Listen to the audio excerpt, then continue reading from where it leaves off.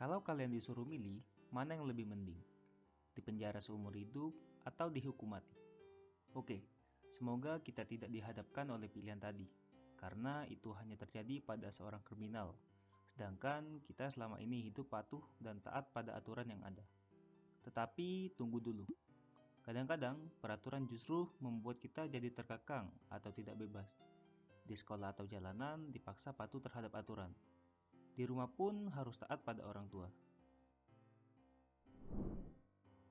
Jadi, apakah sebenarnya aturan membuat kita lebih banyak untung atau malah merugikan kehidupan kita? Apa jadinya jika kehidupan ini tidak ada aturan?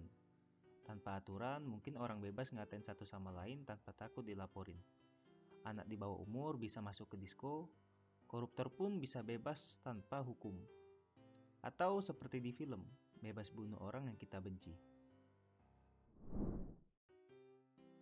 Tapi kita harus sadar juga kalau wujud aturan itu tidak cuma hukum tertulis saja. Ternyata ada yang tidak tertulis seperti norma masyarakat.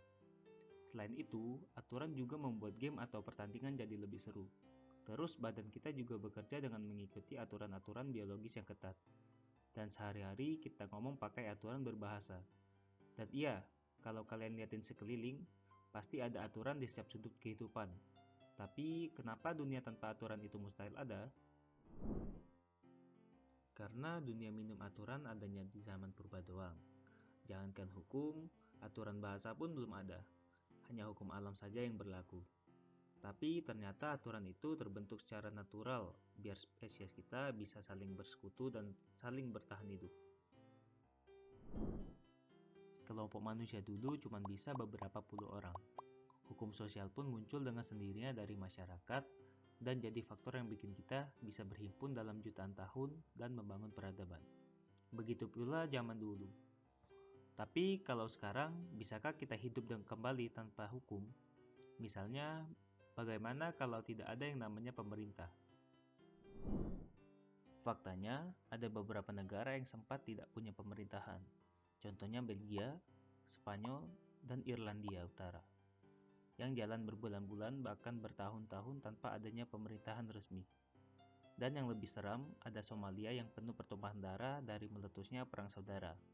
Selama belasan tahun, Somalia tidak punya pemerintahan aktif yang melindungi rakyatnya. Jadi, ibarat paradoks, tanpa peraturan justru tidak ada kebebasan. Tapi saat peraturan yang ada malah nyakitin, ngerugiin, atau bahkan mendiskriminasi banyak orang, itu bisa jadi senjata berbahaya di tangan mereka yang haus kuasa. Kalau begitu, jika teknologi bisa membantu masyarakat di masa depan jadi adil dan tertib, mungkinkah nanti kita bisa hidup bebas dan aman tanpa adanya pihak yang berwenang? Sekian dari saya, terima kasih.